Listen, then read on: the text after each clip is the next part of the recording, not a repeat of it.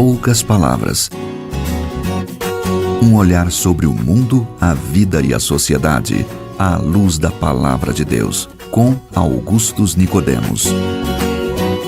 A todos os nossos ouvintes, que bom contar com você em mais um programa Em Poucas Palavras, começando aqui nesta emissora e através dos nossos canais de distribuição do programa, no YouTube, também no Podomatic e em todos os outros dispositivos que algumas pessoas têm espalhado. Agradeço também a você que está ouvindo para alguma emissora espalhado por esse Brasil, porque constantemente tem gente pedindo para retransmitir o programa. É isso aí, Natsan. Tem sido uma bênção. Eu sou Natsan, pastor, como vai? Tudo bem, Natsan? Eu espero, querido ouvinte, que embora nossas palavras sejam poucas, elas sejam abençoadoras no seu coração. Amém. Amém.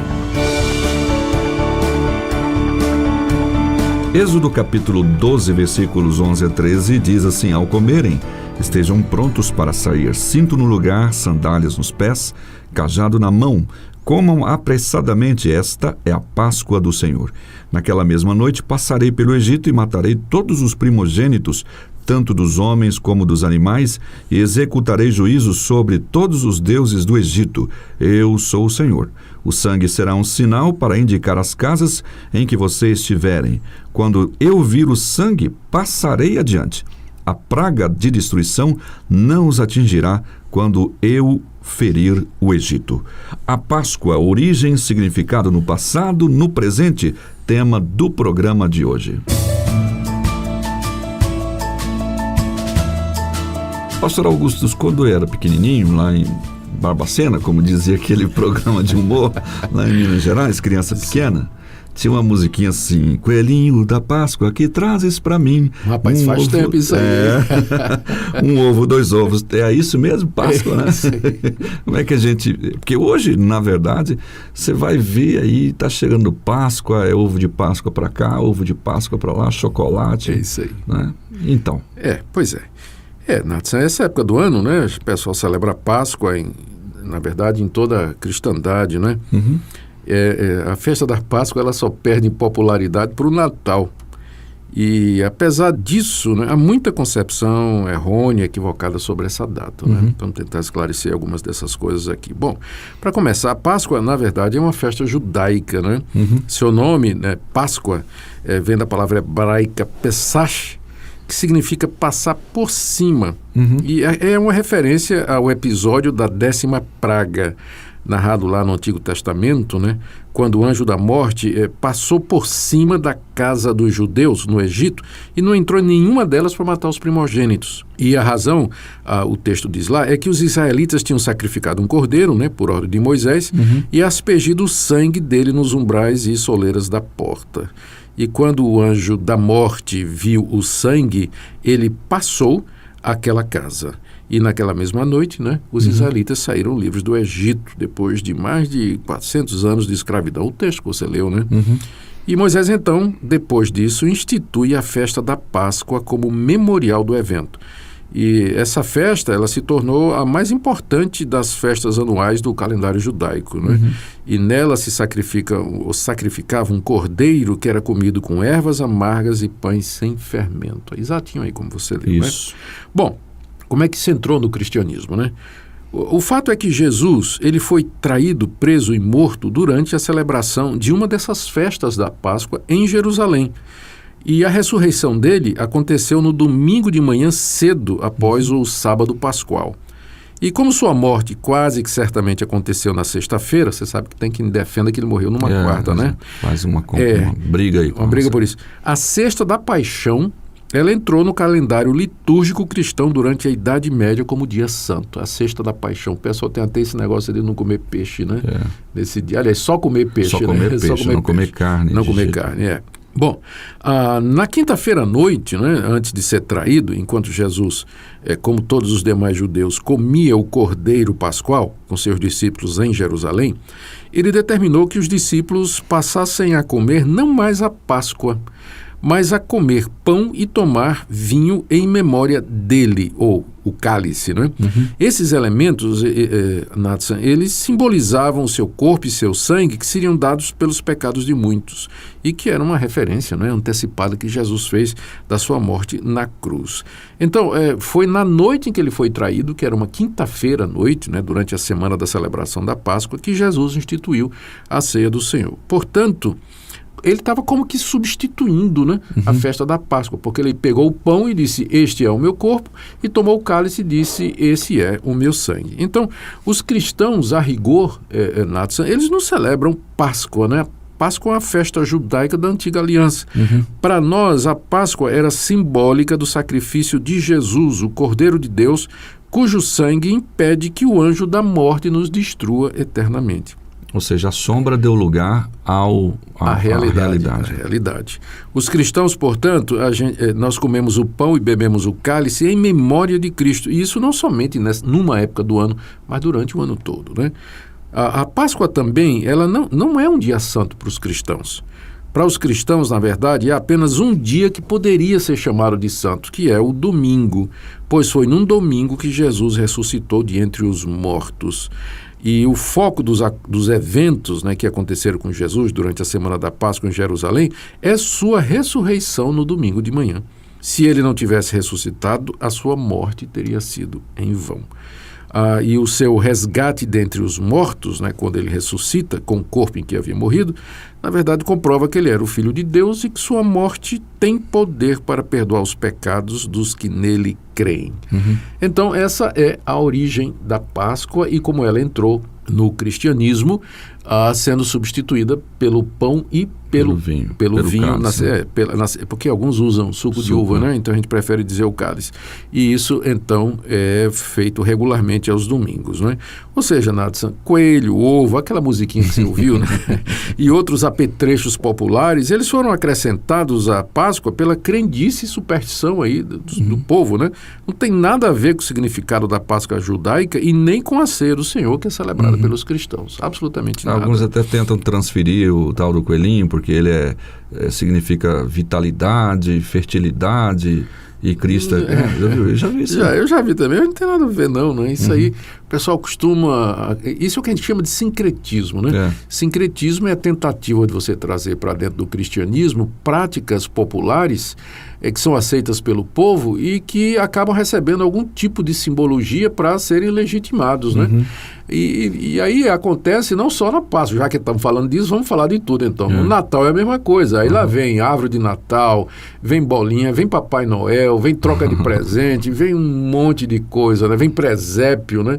Que são invenções, nada disso está prescrito ou está dito, né, na palavra de Deus, mas acaba entrando no imaginário do cristão, né, na vida do cristão. E há outras práticas, viu, Nathan? E já que estamos falando disso, né, desse sincretismo, muitas igrejas acrescentam, né, ao culto cristão práticas que absolutamente não têm nada a ver com a palavra de Deus, né?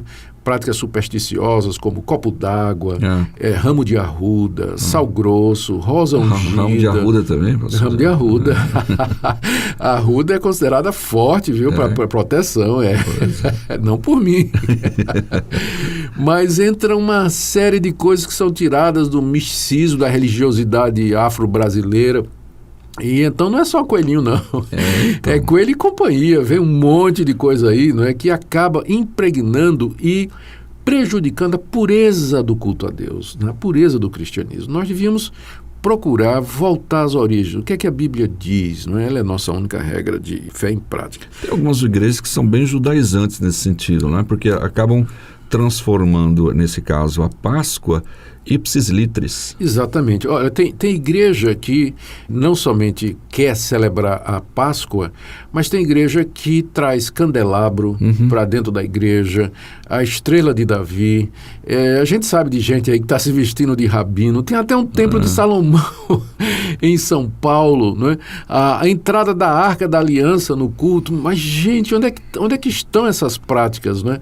Previstas na palavra de Deus? Então, é muito parecido, né? Tudo isso, né? Você trazer coelhinho, ovo de Páscoa, ovo de chocolate, para dentro da igreja, em nome da paz. Você trazer árvore de Natal e presente de Papai Noel na época do Natal. Ou você importar símbolos da antiga aliança para dentro do culto cristão, no fim, me perdoem, mas me parece a mesma coisa. É a mesma tendência do homem de acrescentar coisas ao culto que Deus mandou. Em vez de se satisfazer com a simplicidade do culto, o homem fica inventando coisa, né? A cruz é o suficiente, né, pastor? A cruz é suficiente. Ou seja, Nathan, eu diria o seguinte, voltando ao assunto, né, o ponto aqui do nosso culto. Os cristãos, eles podem tomar algumas atitudes com as celebrações da Páscoa, né, que são tão populares em nosso país. Primeiro, você pode rejeitar completamente, né, por causa dos erros, equívocos, superstições e mercantilismo, né? Exato. Mercantilismo que contamina a ocasião. Ou aceitá-las normalmente como parte da cultura brasileira, e para mim essa é uma posição bastante perigosa, né? Ou então usar a ocasião para redimir o verdadeiro sentido da Páscoa. Eu quero dizer o seguinte, vai chegar a semana da Páscoa. Nós não vamos celebrar a Páscoa, nós vamos celebrar a ceia do Senhor no domingo. Mas aí aproveita, já que todo mundo está falando de Páscoa, e faz um sermão, faz um culto explicando que a Páscoa era uma festa judaica que simbolizava a morte do Cordeiro de Deus que tira o pecado do mundo e a sua ressurreição. E ele veio e substituiu isso tudo por ele mesmo. Por ele mesmo. Paulo, lá na primeira carta aos Coríntios, capítulo 5, ele se refere a Cristo como sendo a nossa Páscoa.